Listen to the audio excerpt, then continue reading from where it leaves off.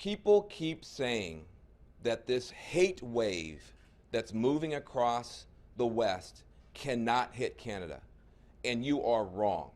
It is happening throughout the Western democracies. The working classes, especially the white working classes, feeling rightfully thrown under the bus and left behind, are reacting in ways that are shocking, in ways that I think are unfair, in ways that are unfortunate, and sometimes that are xenophobic and racist.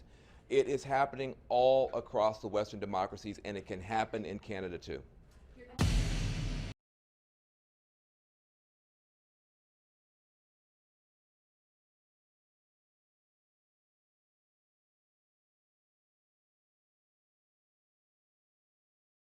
Right now, we don't know what Trump is going to do because Trump doesn't know what Trump is going to do. There are two Donald Trumps. There is teleprompter Donald Trump. When some intern or somebody writes something intelligent, he can read that well sometimes. Then there's just terrible Trump, who tweets in the middle of the night and changes his mind and changes his staff, and nobody knows what he's going to do. So it is hard to know. Are there areas where Democrats might be able to work with him? If he decides he wants to do a big infrastructure program to put labor back to work, to create jobs in the inner city, to fix our roads and our bridges, I think Democrats will be hard-pressed to explain to their constituents why that's a bad idea.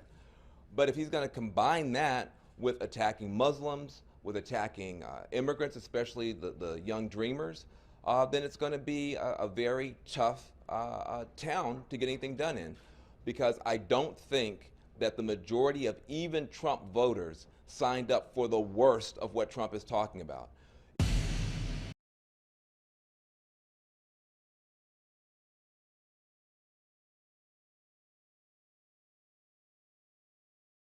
Van Jones blasts Trump in Toronto speech, warns Canada Whitelash could happen here. I am not qualified to be President of the United States. Nor is the President-elect. Pundit says a high-profile American political commentator says Canadians are flat-out wrong if they think a candidate like Donald Trump couldn't succeed here.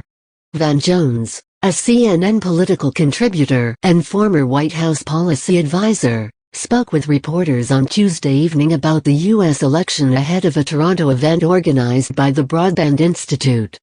Trump lukewarm about prosecuting Clinton, Condemns alt-right group and Times interview analysis pipe what the death of the TPP could mean for Canada since Trump's win, which Jones believes was driven in part by what he called a Whitelash. There has been a spike in hate crimes and hate speech across the U.S. It can find a home in your country, too, if you don't stand up to it, Jones said. It can happen in Canada too, Van Jones 37. As for Trump, Jones said it's hard to tell what the president-elect will actually do once he's sworn in. He accused Trump of running one of the most irresponsible campaigns in history and said he hasn't done enough to condemn the white supremacist and neo-Nazi groups that have been emboldened by his win. Trump did condemn an alt-right gathering in Washington that had featured Nazi salutes during his meeting at the New York Times on Tuesday. Trump waterboarding. How will Donald Trump lead once he's sworn in? Even Trump doesn't know, Jones says. Evan Vucci / Associated Press. Jones said he still believes the wider public won't back Trump's plans to deport millions of immigrants or stage a major crackdown against Muslims in the U.S. Trump voters, he said, didn't sign up for the most extreme things Trump stands for. Jones said he believed millions of people who voted for Trump didn't actually like the candidate, but just couldn't bring themselves to vote for the Democrats. Election fractured U.S., Jones says. Most Americans right now are just heartbroken about the whole thing, Jones said, noting both major parties have major flaws, the Democrats for their elitism, while the Republican Party has become a safe place for bigots. The country is so divided over these two broken parties that nobody wants to go home for Thanksgiving dinner.